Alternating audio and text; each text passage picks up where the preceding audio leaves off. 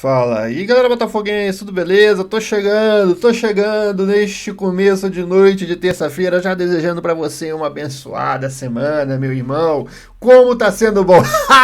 Como tá sendo bom assistir esta mídia suja, meu irmão, essa mídia hipócrita.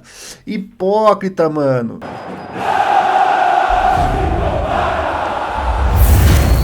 Nunca foi sobre quem, né, sobre o que aconteceu, é sobre quem aconteceu.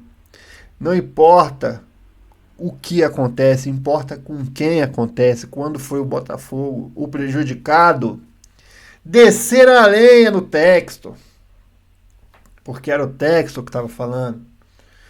Agora eu vejo um monte de jornalista aí fazendo cada acusação, é cada destempero.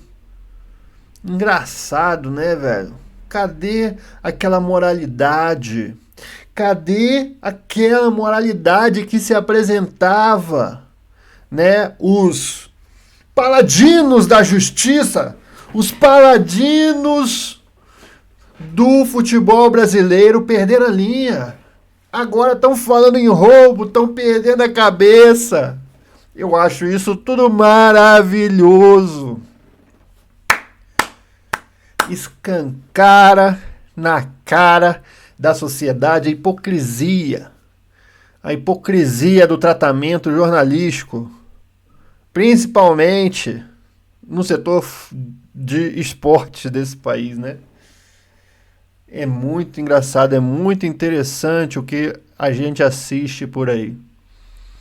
Alguns poucos se mantiveram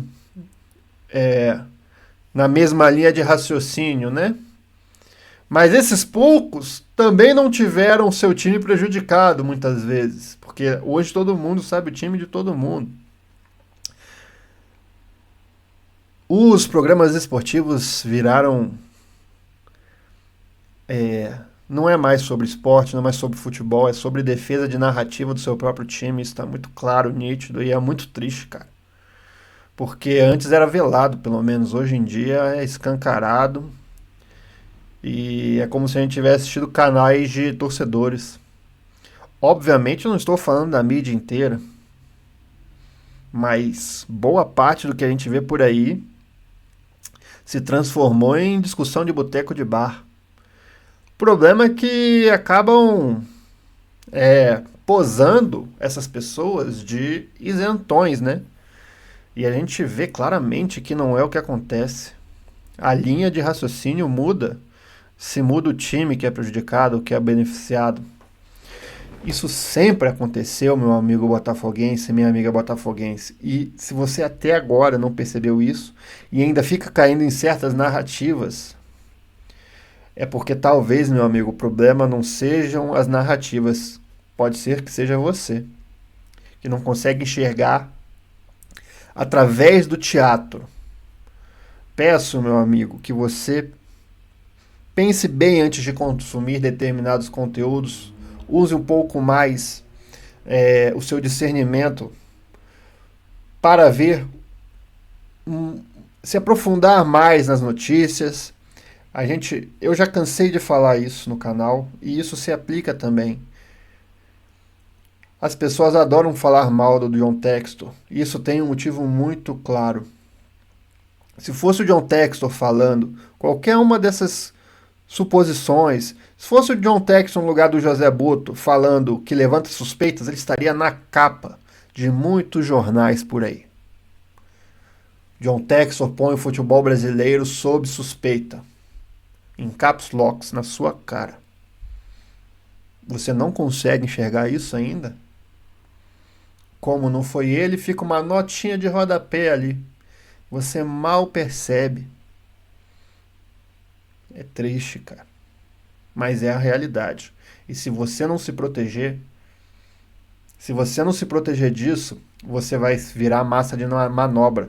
Assim como acontece quando falam mal do Textor por aí, com relação à SAF, para ganhar audiência, para ganhar visualização, porque isso dá mesmo. Porque o John Textor tirou o Botafogo da lama e botou ele campeão brasileiro da Libertadores. E aí os rivais adoram ouvir falar mal de Textor, consomem isso pra caramba e acabam caindo botafoguenses nessas falácias, nessas mazelas. E às vezes o fogo é amigo, né? Essa que é a maior decepção. É isso que se transformou a mídia brasileira esportiva. Por isso que a gente tem uma música que canta: era o que queria essa mídia suja. Ouvi dizer que o clube acabaria, era o que queria essa mídia suja. Essa música ela não existe à toa, meu amigo. Pare para pensar. Reflita sobre o que tem acontecido. É inacreditável. Mas é muito engraçado também. E os caras estão perdendo a cabeça, mano. Eles merecem, quem diria, né? Quem diria? Pouquíssimo tempo depois, em 2023, aconteceu aí as acusações. Em 2024, a gente também teve muito prejuízo. Quantas vezes a gente não foi prejudicado? Em 2024 a gente superou tudo isso. Eles que se virem agora, meu irmão. Isso não é problema nosso. Eu quero assistir esse parquinho pegar fogo. Porque eu já sei o que acontece. É claro o que acontece, só não vê quem não quer. Grande parte da mídia não se importa quem é prejudicado, muitas vezes. Aliás, o que acontece muitas vezes? Eles se preocupam justamente com quem é prejudicado. E no caso, quando o prejudicado é o Botafogo, é chororô, é reclamação, né? É o cara que não tem tempero, é destemperado. Olha o chororô que tá acontecendo aí agora. Bom demais, ó. Cada um deles, mano. Cada um deles estão pagando com a língua agora. Mas não vai mudar. Isso não vai mudar. Vai continuar desse jeito. Inclusive, gostaria que, logo quando se falava bem da CBF, das mudanças que a CBF vinham fazendo de calendário, acontecem escândalos desse, né? Escândalos de arbitragem. Eu sou botafoguense, foi bom pra mim o São Paulo ter perdido o jogo. Mas eu pensei e falei, cara, isso é uma vergonha o que tá acontecendo. Isso é uma vergonha não marcar um pênalti desse. É vergonhoso. Todo ano é isso, velho. Todo ano é isso, é a mesma coisa, é a mesma história. Mas nada muda. E aí a CBF que vinha sendo elogiado, né, acontece esses escândalos. O ser humano ele vai errar. Mas esses erros escandalosos têm que acabar. Tem que acabar para qualquer que seja o time. Porque acontece sempre as mesmas coisas. Como eu falei, erros humanos vão acontecer, é impossível acabar com um erro humano. O VAR veio para diminuir. Erros escandalosos como esse não podem mais acontecer. Por que que não foi liberado o vídeo? Vai ter que pedir exceção para a FIFA agora, tá falando CBF, tem que liberar esse vídeo, a gente tem que ver o que aconteceu. Será que foi algo tão absurdo que dá vergonha de compartilhar? O que passou na cabeça do árbitro? A gente fica então imaginando o que pode ter acontecido se eles não liberam. Precisa ser liberado, precisa ser esclarecido esse ponto para o brasileiro. A gente não pode viver assim, com essa nuvem de fumaça. Quando acontece um escândalo desse, o Samir ele tem feito um bom trabalho e para continuar fazendo ele tem que liberar e tem que buscar melhorias na arbitragem. Como ele vai fazer isso? Ele é o presidente da CBF, ele tem que saber. Mas esses erros claros, absurdos, eles têm que acabar. E eu nem tô falando do Botafogo e Internacional e Botafogo, porque beleza, teve um puxão ali, eu teria marcado pênalti, mas ainda a gente aceita, né? Ainda a gente aceita, pode ser interpretativo, pode não ter tido carga. Assim, quando a gente tira o clubismo de lado, a gente aceita, não foi algo tão escandaloso. Agora, esse do Palmeiras e São Paulo foi escandaloso, foi inacreditável.